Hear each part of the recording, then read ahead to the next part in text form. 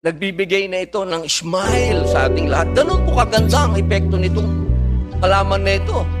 Napapa-smile na tayo. So, siguro po, panahon na para gawin na po natin talaga yung radikal.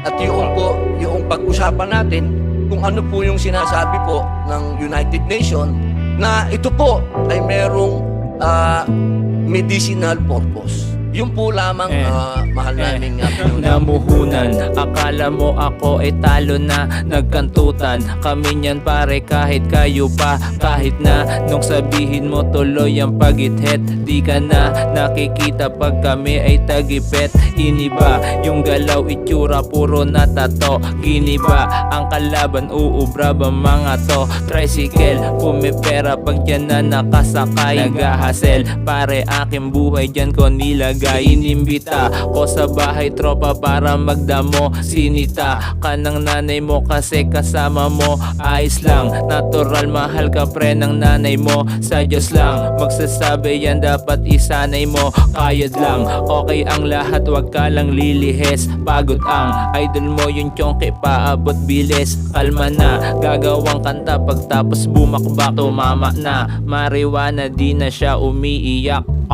Literal na joint session sa Senado. Isang staff ng senador umano ang nabistong nagmamariwana sa loob ng Senado.